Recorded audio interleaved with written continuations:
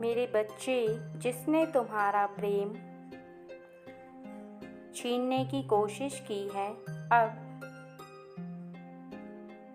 देखो मैं उसके साथ क्या करती हूँ। तुम देखते रहना जो मैं उसका करती हूँ। तुम्हें दिखाई दे या ना दे, लेकिन उसे अवश्य दिखाई देगा, क्योंकि उसने यह जो कार्य किया है बहुत ही गलत कार्य किया है। इस कार्य को देखकर और इस कार्य को पता चलने के पश्चात मैं उसे कदापि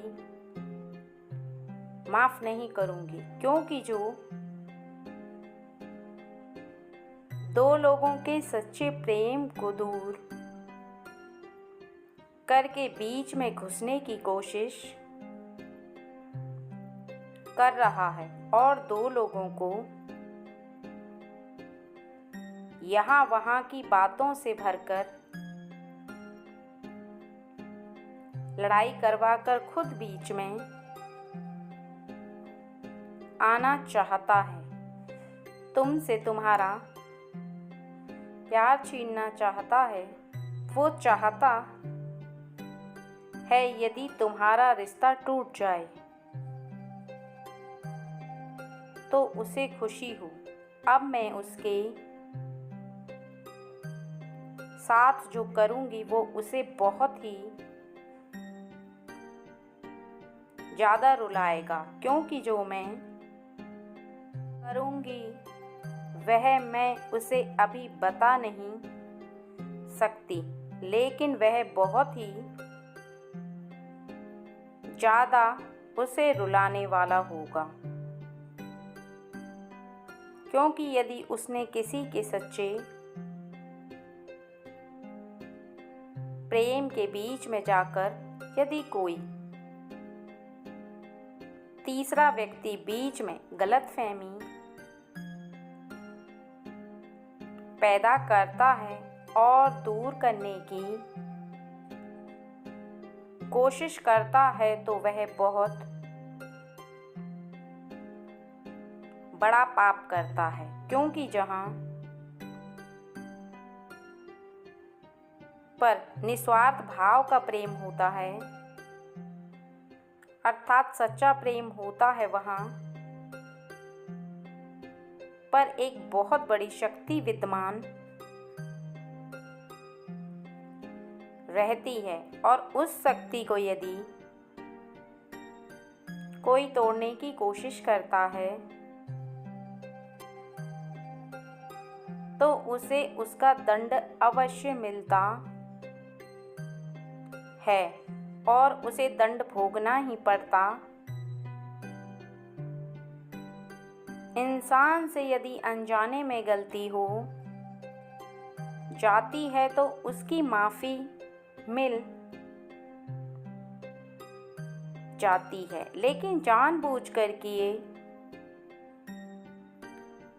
गए कार्य की कोई माफ़ी नहीं होती, बल्कि उसके लिए तो उसके जीवन में उसे उसकी सबसे प्यारी चीज़ दूर करने की कोशिश करूँगी। तब उसे एहसास होगा कि दो लोगों के बीच के प्रेम दूर करने का जो उसने और पाप किया है वह कितना कष्टदायक होता, कितना दुख होता जब अपनी प्यारी चीज़ हमसे छिन जाती है, उससे दूर चली जाती है और उसे छीनने वाला हमारा ही कोई अपना। मैं उसके साथ यही करूँगी। प्रकृति में विद्यमान रहेगा जो उसने दूसरों के साथ किया, अर्थात तुम्हारे साथ किया। जीवन में कभी भी किसी के साथ वह मत करना जो तुम्हें खुद के लिए पसंद ना हो। अगर तुम्हें अपनी चीज़ से प्रेम है और तुम्हें अपनी चीज़ खोने का उतना ही गम होता है या उतना कष्ट होता है, तो अपने हृदय से समझो कि यदि तुम किसी और की चीज़ छीन लोगे जो उसे सबसे अत्यधिक प्रिय है या वो जिससे प्रेम करता है, किसी चीज़ को छीनो या चीज़ को छीनने की कोशिश करो, लेकिन अगर वह उसे अत्यंत प्रेम करता है तो तुम यह घोर पाप करते हो। यह घोर पाप करने के पश्चात तुम्हें भी उस समय से गुजरना होगा जिस समय से तुम दूसरे को गुजरने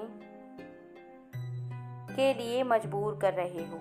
अपनी चाल साजी से दूसरे के दिल पर अत्याचार कर रहे हो, दूसरे को कष्ट पहुंचा रहे हो।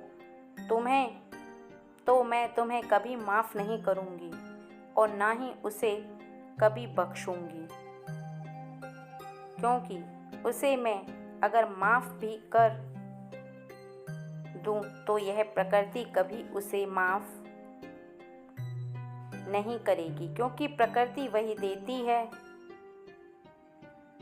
जो तुम दूसरों को देते हो। अगर तुम दूसरे के साथ गलत कर रहे हो तो भूल कर भी यह मत सोचना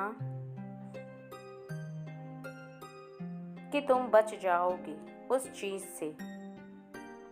तुम्हें निश्चित ही उस समय से गुजरना होगा, अर्थात तुम्हें अपनी प्यारी चीज़ से होकर अपने हृदय को कष्ट पहुंचाने वाली उस वक्त से अवश्य गुजरना पड़ेगा जिस वक्त से तुम किसी दूसरे को गुजरने के लिए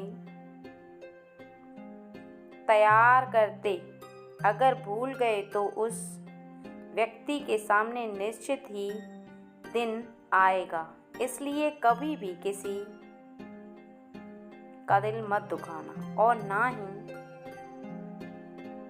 किसी के सच्चे प्रेम को छीनने की कोशिश करना, क्योंकि जहाँ सच्चा